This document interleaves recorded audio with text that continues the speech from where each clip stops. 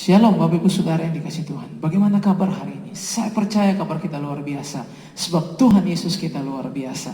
Haleluya. Hari ini kita akan belajar dari firman Tuhan 2 Raja-Raja pasal 5. Saya akan bacakan ayatnya yang kedua. Orang Aram pernah keluar bergerombol dan membawa tertawan seorang anak perempuan dari negeri Israel. Ia menjadi pelayan pada istri Naaman. Hari ini kita akan belajar tema firman Tuhan. Antara iman atau aman. Banyak dari kita telah mendengar khotbah dari pasal ini tentang mujizat. Naaman hanya mandi-mandi di sungai Yordan, terjadi mujizat. Makanya banyak orang dibaptis ulang ya di sungai Yordan. Bapak Ibu Saudara yang dikasih Tuhan, banyak dari kita hanya melihat titik penting dari ayat-ayat ini, yaitu mujizat. Padahal di dalam ayat ini ada begitu banyak mutiara firman yang kita harus gali. Jangan hanya tertuju pada mujizat saja. Kita tahu bersama penyakit Naaman memang itu diangkat dari Naaman, tetapi tidak hilang lenyap. Tetapi apa yang terjadi? Penyakit Naaman itu tidak hanya diangkat dari Naaman, tetapi ini dia dipindahkan kepada orang lain. Yaitu siapa? Gehazi. Saya akan bacakan ayatnya. Bapak Ibu Saudara, kita hanya lihat saja firman Tuhan ya. Yaitu di dalam ayatnya yang ke-27. Tetapi penyakit kusta Naaman itu akan melekat kepadamu dan kepada anak cucumu untuk selama-lamanya. Maka keluarlah Gehazi dari depannya dengan kena kusta putih seperti salju. Jadi Bapak Ibu Saudara, jangan kita hanya melihat mujizat. Jangan kita hanya melihat berkat. Jangan kita hanya melihat ada sebuah kemenangan. Hari ini kita harus belajar antara iman atau aman. Ya. Iman yang kita akan belajar di sini bukan iman Naaman, tetapi iman seorang anak kecil. Dialah pionir dari kisah ini. Seandainya tidak ada anak kecil ini, tidak mungkin Naaman punya iman kepada Tuhan. Tidak mungkin pegawai-pegawai Naaman punya iman kepada Tuhan. Bayangkan, Naaman pun berkata, sungai-sungai di Damsyik, Abana dan Parpar itu lebih baik dari sungai Yordan. Tetapi Nabi Elisa tetap berkata, harus di sungai Yordan. Mereka harus tahu kesembuhan itu hanya ada di daerah Israel, hanya ada oleh Tuhan yang adalah Allah Israel. Jadi Bapak Ibu Saudara, kalau Naaman tidak mengalami sebuah pemulihan, yaitu pemulihan iman yang dia dengar dari anak perempuan kecil ini, saya kira itu adalah sebuah hal yang mustahil untuk terjadinya mujizat. Ya. Bahkan menarik sekali, saya tadi katakan iman yang ada itu juga ternyata sedang berperang dengan aman yang ada. Antara iman dan aman. Amannya ini diwakili oleh siapa Bapak Ibu Saudara? Gehazi. Ya. Sangat miris ya, pelayan Tuhan.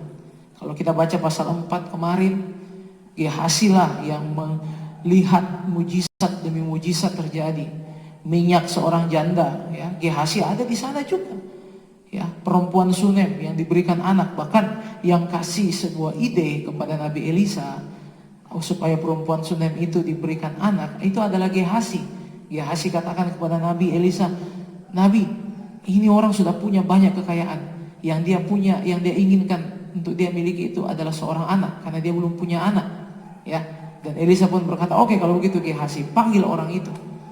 Kita tahu bersama Gehazi ini orang yang dekat dengan Nabi Elisa, dekat dengan Tuhan pastinya. Melihat mujizat setiap hari. Tetapi apa yang terjadi ketika dia melihat uang, Bapak Ibu Saudara? Dia melihat 10 talenta perak, ya, dan 600 sikal emas. Wah. Bukan Bapak Ibu Saudara ya. 6.000 sikal emas dan 10 potong pakaian. Ini bukan pakaian bekas, pakaian raja, pakaian kebesaran. Maka Gehazi lupa daratan, ya. Dia tergiur dengan itu dan dia cari aman. Bayangkan Bapak Ibu Saudara, dia bahkan berkata di dalam ayat ini, demi Tuhan, aku akan mengejar Naaman. Ya. Itu artinya kan dia seakan-akan bernubuat Bapak Ibu Saudara. Ya. Ayatnya yang ke-20 bagian B. Demi Tuhan yang hidup, sesungguhnya aku akan berlari mengejar dia dan akan menerima sesuatu daripadanya. Wah, jadi dia punya iman. Dia punya sesuatu, yaitu kepercayaan diri. Dia kejar itu. Untuk apa? Sesuatu yang salah. Saya katakan itu bukan iman, itu adalah aman. Ya. Engkau hanya cari aman, engkau hanya cari keuntungan dalam sebuah pelayanan. Ini adalah sebuah hal yang salah. Dan apa yang terjadi? Kustanya Naaman itu ternyata tidak lenyap begitu saja, tetapi dipindahkan. Ini adalah satu-satunya hal yang bisa terjadi di perjanjian lama pastinya. Dan selanjutnya itu terjadi di perjanjian baru. Apa itu Bapak Ibu Saudara? Ketika Tuhan Yesus memindahkan roh jahat legion kepada siapa? Babi-babi yang rakus. Jadi Bapak Ibu Saudara, hati-hati. Engkau memiliki sebuah mental babi. Yaitu apa? Sudah mandi tetapi kembali ke kubangan. Dan hanya tahu apa? Untuk dirinya, untuk dirinya, untuk dirinya. Jadi mari hidup ini berbicara. Jangan kita seperti Gehazi cari aman, tetapi kita harus selalu pertahankan iman. Iman gak perlu dicari-cari. Iman itu sudah ada dalam diri kita. Bahkan Yesus berkata, sekiranya kamu hanya mempunyai iman sebesar biji sesawi saja, kamu dapat berkata kepada gunung itu pindah, maka gunung itu akan pindah. Jadi Bapak Ibu Saudara, hari ini kita akan belajar iman seperti apa yang dipertahankan oleh anak kecil ini. Saya mau baca satu ayat saja, yaitu di ayat yang kedua ya, yang tadi. Orang Aram pernah keluar bergerombol dan membawa tertawan seorang anak perempuan dari negeri Israel. Ia menjadi pelayan pada istri Naaman. Saya mau katakan Bapak Ibu Saudara, iman yang walaupun tidak melihat, namun tetap percaya. Amsal berkata, ya, langkah orang benar itu ditetapkan oleh Tuhan. Tetapi terkadang manusia tidak bisa mengerti jalan-jalannya.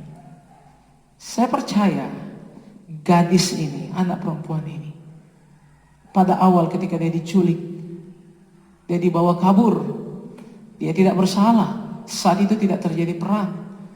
Ya Bapak Ibu Saudara, saat itu tidak terjadi masalah antara Raja Aram dan Raja Israel. Tetapi mau-maunya aja ini si musuh nyeberangi sungai Yordan, culik anak-anak dan bawa untuk jadi budak. Ini kan sebuah hal yang salah sebenarnya. Sebuah hal yang, loh, kecuali kalau kita lagi perang, ya namanya tawanan perang ya. Ini enggak lagi perang, masa damai. Mereka culik-culik aja. Saya percaya perempuan ini berkata, kenapa ini bisa aku alami? Kenapa ini bisa terjadi padaku? Saya yakin dalam tangisannya ia rindu untuk pulang. Dia rindu papa dan mamanya. Tetapi apa yang terjadi? Dia tetap pelihara imannya pada Tuhan. Ia tetap mengingat. Bahkan dia tidak hanya mengingat untuk dirinya sendiri, tetapi dengan berani dia memperkatakan. Ayatnya yang ketiga, berkatalah gadis itu kepada nyonyanya, sekiranya Tuanku menghadap nabi yang di Samaria itu, maka tentulah nabi itu akan menyembuhkan dia dari penyakitnya. Saya percaya setiap perkataan kita, ya, itu didengarkan kalau kita punya integritas. Hari-hari ini banyak orang asal bicara saja ya, dengan kata-kata yang indah. Saya percaya setiap kita sudah tidak akan tertipu oleh mulut-mulut yang besar itu. Kita akan selalu melihat mana dulu ya data-datanya, latar belakangnya ya. Kita akan selalu melihat catatan-catatannya. Ini orang kriminal tidak? Iya betul, datang, oh saya ini begini, saya ini begitu. Kita sudah tidak akan tertipu dengan orang-orang seperti itu, bukan? Kita akan melihat ini ngomongnya dipercaya tidak? Dan saya percaya ketika hamba perempuan ini berbicara, berkata, dan ngomongnya itu didengar oleh pertama istri Naaman, panglima Naaman, dan Raja Aram, saya percaya kenapa ngomongnya didengar. Karena hamba perempuan ini memiliki integritas, memiliki komitmen yang baik. Apa yang dia katakan itu selalu benar adanya. Dia tidak pernah bilang hal-hal yang bohong. Dia tidak pernah membesar-besarkan sesuatu. Dia tidak pernah bergosip. Dia tidak pernah berkata-kata yang sia-sia. Perkataannya itu selalu tepat dan benar.